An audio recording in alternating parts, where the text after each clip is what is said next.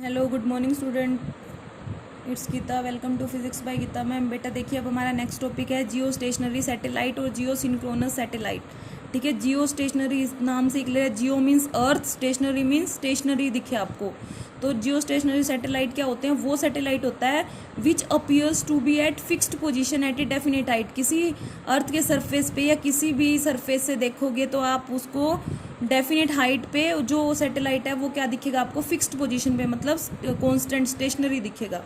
जियो stationery, देखो satellite वैसे revolve करता रहता है, लेकिन एक ऐसी हाइट आ जाती है जब आप उसको अर्थ के सरफेस से देखोगे तो वो आपको एक जगह पे स्टेबल दिखेगा, फिक्स दिखेगा।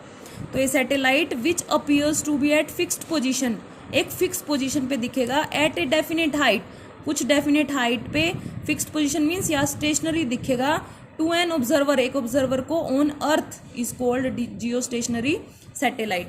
ठीक है, इसकी कंडीशन है स्टेशनरी तभी दिखेगा जब उस सैटेलाइट की स्पीड होगी वो अर्थ की स्पीड के क्या होगी? इक्वल होगी।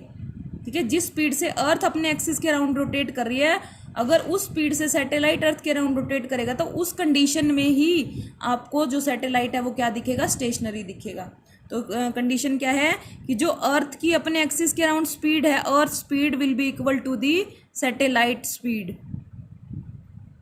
इस कंडीशन में एक पॉइंट ऐसा दिखेगा ऑब्जर्वर को कि वो सैटेलाइट कांस्टेंट रहेगा, अपनी पोजीशन पे स्टेशनरी रहेगा।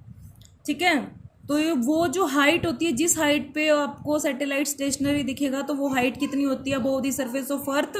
36,000 किलोमीटर। आपको इतना पता होना चाहिए, प्रूव करने की जरूरत नहीं है, प्रूव इस फॉर्मूला से हो गया।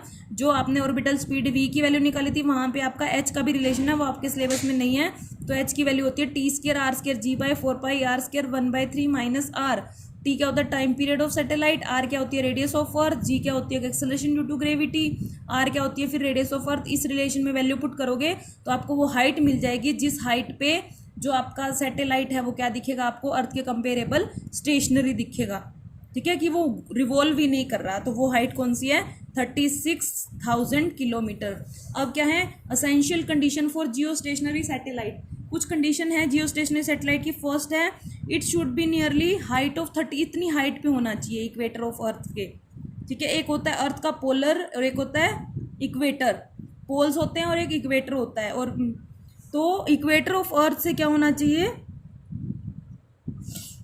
36,000 किलोमीटर डिस्टेंस पे, हाइट पे होना चाहिए।